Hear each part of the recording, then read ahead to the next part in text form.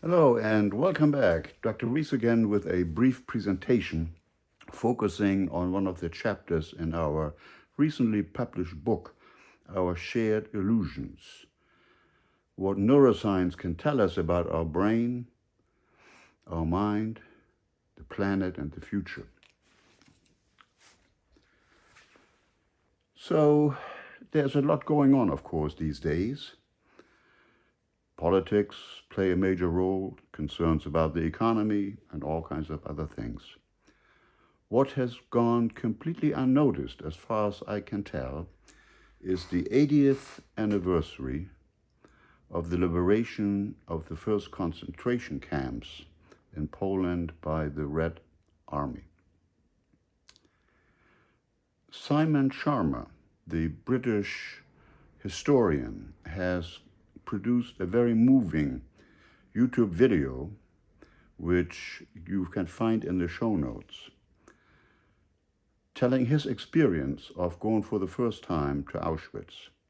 Simon is Jewish himself, and you can tell from viewing the video that it had cost him a great deal of distress and emotional disturbance in undertaking this journey. There are a couple of things in this video I'd like to point out to you. One is that before the industrial scale extermination of Jews in Poland began, the Nazi Party and Hitler did some experiments to test to what extent the local population might either be against or helpful with the extermination of their Jewish friends and neighbors. And the answer is that they were very supportive of these efforts. He points to experiences in Lithuania early in the war, and then later on, the collaboration of many people in the Netherlands to flush out Jewish friends and colleagues and family members to be transported by train to Auschwitz. Most famously, of course, Anne Frank is a victim of these exterminations. So this has gone unnoticed in the mainstream media, other than this beautiful and moving video by Simon Sharma on YouTube. It resonates, though, with one of the chapters in our book, in which we try to establish what kind of people we are, what kind of predictions we can make that when the chips are down, when climate catastrophes hit, when mass migrations occur, what kinds of reactions can we anticipate that we as a Homo sapiens community will likely to be engaging in.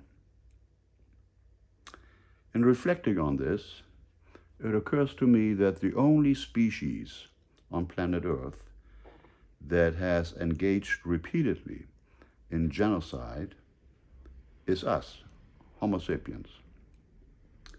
Chimpanzees will fight. They will monitor the boundaries of their troop. They will attack selected other males trying to intrude into their system. Other animals will fight as well, but there may be one or two or three victims until the passions subside and the normal proceedings are back established. Homo sapiens, supposed to be the moral species, endowed with a sense of morality, with a religious impulse, with rationality, is the only species on this planet who has ever engaged repeatedly from earliest times in genocide. So I referenced the Holocaust, the Shoah, the extermination of Jews under Hitler's regime. It's been proposed that perhaps civilization itself and civilization and its discontents, in the famous phrase of Sigmund Freud, might create pressures in societies which are being discharged in the massive perpetration of murder and mayhem.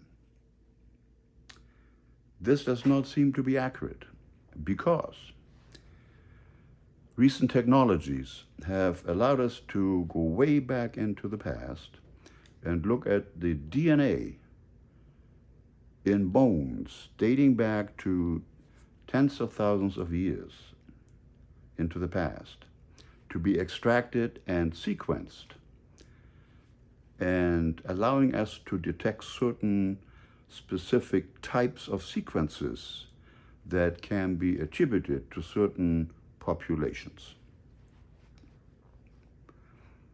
When you do this, you can detect a massive migration which began maybe 3,000 to 4,000 or 5,000 years ago in an area now probably encompassing some of Ukraine, for example, the so-called Yamnaya.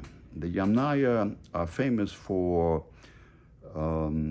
burial mounds that are found all over the steppes, in which they buried male warriors with their valuable swords and other valuables, clearly indicating that warrior-type behavior was highly valued by the Yamnaya. If you speak one of the modern languages, such as English, German, Portuguese, Spanish, Russian, any European language, you are in some way descendant, at least language-wise, from the Yamnaya. They brought with them the Proto-Indo-German language, branches of which we have all inherited. So the stamp of the Yamnaya on our culture and our history is a very profound one. And it's only been in the last 10 or 20 years that you have been able to map their migration and their impact onto their receiving societies by molecular biology and specifically gene sequencing. So here's what happened. At a certain period of time, 1,500 years or more prior to the Common Era, the Yamnaya migrated both east and west and arrived in Europe. How do we know? Well, we know from two findings. One is archaeology, the type of pottery that was used by the indigenous inhabitants and the new arrivals differs significantly. So the change in pottery style can be correlated with the invasion of a new culture into Europe. More importantly, though, what happened upon the arrival of the Yamnaya in Europe is this. Within a short period of time, maybe only a few hundred years, the Y chromosomes in the male population totally switched from that type present before the invasion of the Yamnaya and the Yamnaya type of Y chromosome sequence. How do we know this? Well, on each chromosome, a piece of DNA, there are certain blinking lights, so to speak, which indicate what's called a haplotype, a certain sequence specifically assigned to this region of the chromosome. And these little blinking lights change from population to population. With the arrival of the Yamnaya, the indigenous blinking lights vanished totally, or almost totally, and were substituted by sequences on the Y chromosome characteristic of the Yamnaya invading the European area. What does this mean? It means that the boys and men disappeared from the indigenous population. They were no longer able to transmit their Y chromosomes to their sons. Y chromosomes, of course, occur in males only. We have XY, and each Y chromosome is inherited only from our father and grandfather, and so on and so forth. So this then was to suggest, along with archaeological findings indicating mass warfare, mass graves,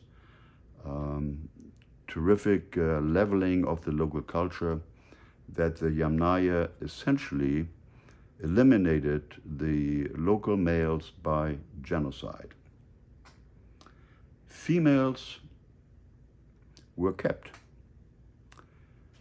as slaves, sex slaves, workers in the household, etc. So that's the first major genocide that we can document by DNA analysis, dating back well before large-scale settled societies were established, indicating that the frustration of civilization, of house settlements, of structures in the society cannot be to blame, because the Yamnaya were pastoralists. They were good with horses.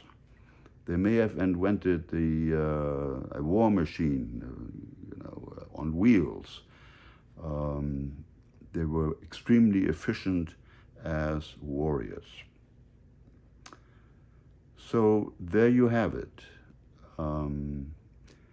It's likely that the migration of the Yamnaya may have been triggered by changes in the climate at that time. We have now become very good at mapping climate change way into the past, tens of thousands of years ago. So it's likely that climate change, with the expansion of this nomadic population, generated our first incontrovertible evidence for genocide in Europe, basically eliminating the totality of the male population. Now, it doesn't get any better. We are proud to be inheritors of a culture originating to a large extent in ancient Greece. In the book, we document that the ancient Greeks were ruthless, genocidal folks that when they felt that proper respect wasn't paid to the dominating power, Athens at the time, entire island populations were slaughtered and eliminated, this being documented in a written history of the Peloponnesian War by Thucydides, a Greek historian, probably the first major historian in the written world. So that is the evidence. Reflect on this and imagine major catastrophic climate changes occurring now, prompting migrations of major populations, let's say from south to north. How will we receive them? How will we relate to them? The prognosis may not be good.